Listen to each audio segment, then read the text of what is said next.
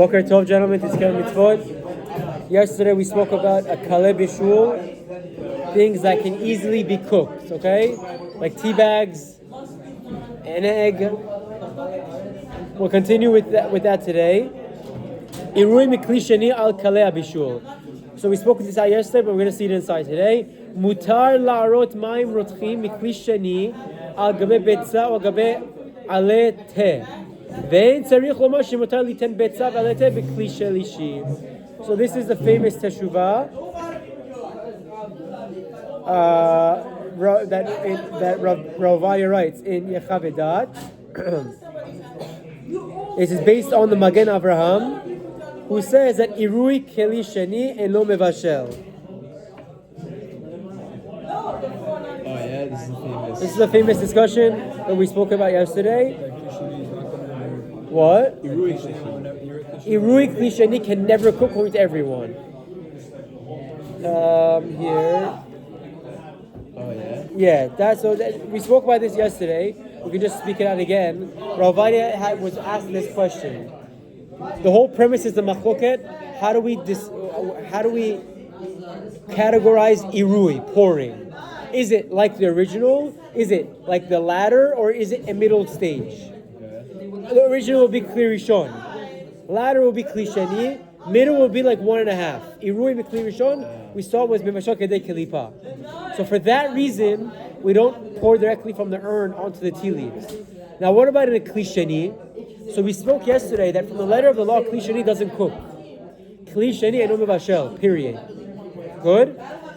However, by Kaleh Bishul, by things that can easily be cooked, we are a little bit concerned, or a little bit sensitive, or a little bit mindful that perhaps because they're so easily cooked, we don't even do it in a kli sheni that's hot.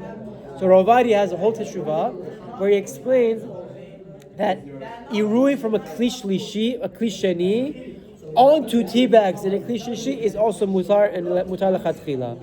Okay? Some say you should pour and then dip the tea bag in after, but Rav writes that you can even pour directly from the kli sheni into the kli shlishi, and halacha, that's how we hold. It's totally okay. The Gemara said kli sheni and mevashel. Yeah. It was excluding kolias, the fish. According to some, yeah.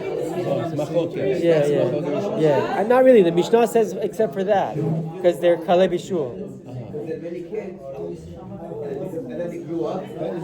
So, meaning, no. So by those two, that was the exception. So now we're actually good because you asked that. I'll read the footnote. There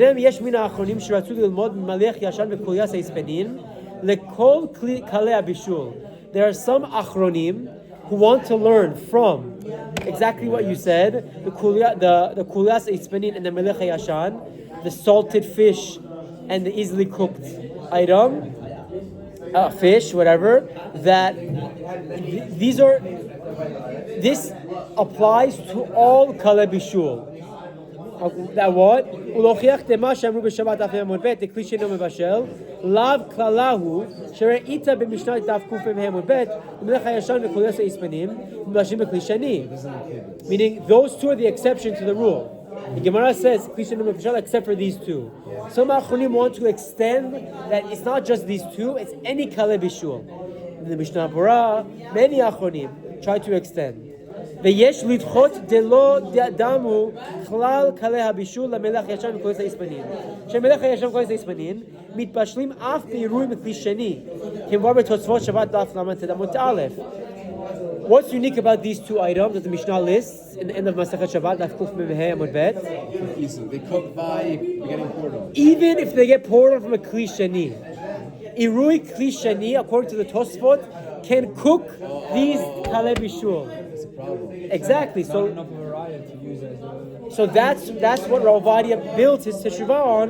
That he argues that you can't prove from those two to all other Kaleh Bishul, like tea, like egg, etc. Okay? More easily, more Kaleh Bishul. ואילו לגבי קלeh הבישול כתבו במגן אברהם בגדים דעירוי כלי שני אינו מבשל ועוד שהרי המקור לחומרת קלeh הבישול הוא מדברי היראים כבר דבריו דלא למד כן ממלך הישן וכל יצא היספנין, אלא מדאמרו בגמרא דף מ' עמוד ב' לכאן לישנא דמלך אף וכלי מתבשל. Very, very, very good. וביאור החילוק שבין מלך ישן וכל יצא היספנין לבין כלי הבישול, יש לומר, דשנה מלך ישן וכל יצא היספנין, דאף ביום חול הרגילות להראות עליהם מכלי שני. So what's unique about the Kaleh Bishul and the Melech Hayashan? He explains that even on a weekday you would cook it with a kli shani, as opposed to other eggs and tea. On a weekday, would you ever do kli shani, kli shishi? Of course not. So that's another proof that he brings, and he concludes: "Ba'al kol panim be'irui mikli shani yesh la'akel bepshtitut." With simplicity, we can be lenient. Irui mikli shani onto tea is okay. Again, the Mishnah Berurah is strict. The Ashkenazim are strict. For the Sfaradim, mutar, there's no problem when we make our tea to do irui mikli shani. Ravadi learns those two cases as independent. They don't set the rule. They are exceptions to the rule. The Ashkenazim say, I don't know. It's good. What I don't get their svara so well. They say that it's hot. It might cook. We're not.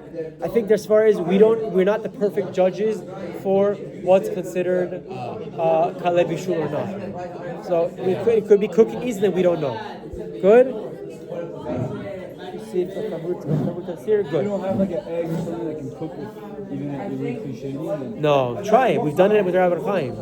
Irui klishani, you're not even gonna get a soft boiled egg. In a klishani, you might get soft boiled if it's very hot. You drop it in right away. Even that sounds pashut. But irui klishani is not going to change anything. Egg. Good. Last item for today in the klishani concept is Davar Gush. Very important concept, mainly for Ashkenazim, but we have to learn about it. Af Davar Gush hanimtza beklishani eno mevashel. Even a Davar Gush. What's a Davar Gush? A Davar Gush is literally what it sounds like. A big block.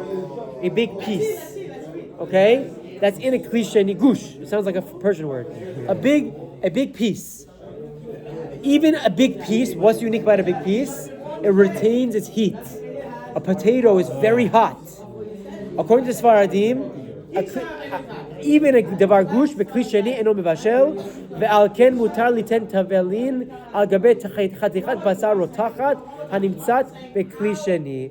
Therefore, according to the Sfaradim, you're allowed to put spices on a davar gush, a piece of meat, or a big piece of potato that's in a kli shani, because kli shani mevashel, even if the item itself is still very hot. Good? We can see the footnote here, if they bring anything. You should explain that the Ashkenazim are strict. הנה אמר עכשיו ים של שלמה כתב דהה דקמל כלי שאינו מבשל היינו דווקא בדבר לך אך בדבר גוש הרי זה כי מבשל כל זמן שהיה צולל בו. Logically he's not wrong. It's boiling hot. The idea that kli sheino mevashel is with liquid, but with a solid, if it's still yatzoleh bo, it's a problem. V'ta'ama demilta davar gush eno ne'eshan al defanot hakli ve'en lahen mitzanet oto. His logic is the davar gush, the potato, the piece of meat, doesn't touch the walls of the kli. The walls of the kli are what cool down the kli shani. The gush, the piece of meat, is in the middle, doesn't touch anything, so it's not getting cooled down. Okay? Very, very good. It brings more opinions to the Magen Avraham and the Shach that agree. However, Darkei Moshe brings a chiluk, and Ulan halacha midveh Bet Yosef yordea mitvarer l'sfirah k'arama v'de'ameh shekach katav deklal gadol hu de'ein kli shani mevashel b'shum panim. The kli shani does not cook under any circumstances. וכן פסקו רב עובדיה בהלכות עולם חלק ד' עמוד נ' פשוט אור לציון פרק ל' שבט ט"ז דאין כלי שני מבשל אף לא בדבר גוש וכשהן מנהג בני ספרד. The Sephardi minhag is a gush, a piece of meat or a piece of potato, אינו מבשל בכלי שני, even if it's hot, as brought down by Rav Ovadia and Rabbi Shaul. It doesn't do the cooking, you're saying. It can't cook. It's still part of the Gemara when it says Kli Sheni Eno Mevashel. Good? Unlike the Yam Shel Shlomo that says it's not being cooled down, so it's still like a Kli Rishon. You're saying, meaning if I take gondi out of the first Kli, put it in the second, and then I put spices on top of it. According to some Ashkenazim, it would be strict if it's still Yatzol Erebo. according to Ravadia and Rav Yeshua, it's mutar. Good? Chazak u'baruch.